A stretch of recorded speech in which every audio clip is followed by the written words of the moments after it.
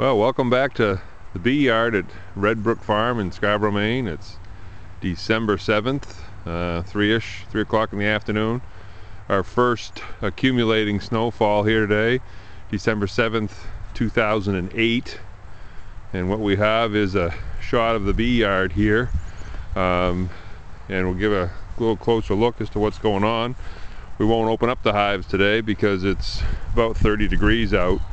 And the cluster of bees is in the center of the top frames here in all these hives. Just checked all the entrances, very few dead bees. You're going to see, quite a loss over the winter. The colonies will still be very robust, hopefully, but right now they're clustering, and they're in a ball probably the size of a small watermelon inside there in the center, and they're eating the nectar that they've stored as honey and the pollen, and they're staying warm. The inside of the hive is probably about 75 degrees in the center of the cluster. The outside edge of the cluster of bees inside there is probably in the 40s. It's now about 30.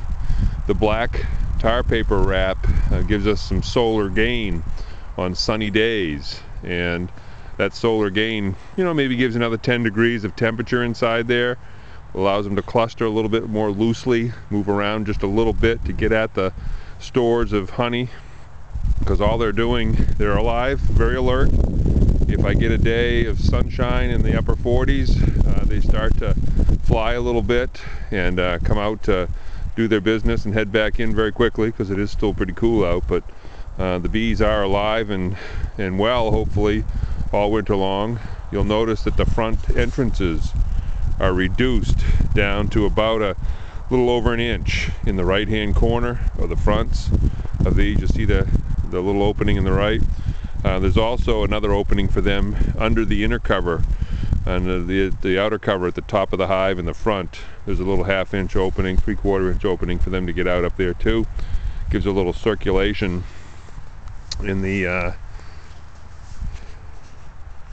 gives us a little air circulation, because as I said, with 75 degrees in the center of these hives in cool days, you've got some respiration going on there, and that bee respiration creates moisture, and you want that moisture to vent, the air to move in through the opening at the bottom and up through and out the opening at the top, which is just under the inner cover.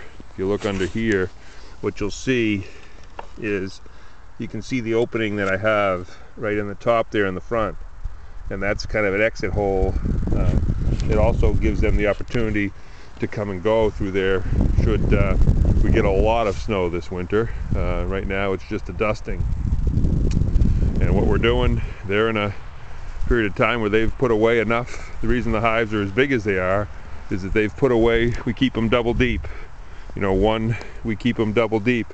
10 frames across here, 10 frames across here, and the top one of these is probably about 70 pounds of honey in the top of this, and that's what they'll live on this winter. When we extracted the honey earlier in September, we left these two boxes here. This is the brood nest down here, and this is the honey chamber up here. This is a full, as I said, probably 70 pounds, and up on top of this we would have had a couple of boxes in the summer months that we extracted and took away, and leaving them enough to get by. So, welcome back to Red Brook Farm, December 7th, 2008.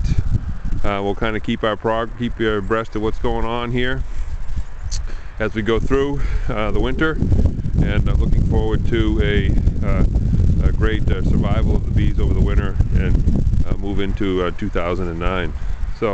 So long for now from Red Brook Farm, Bee Yard in Scarborough, Maine.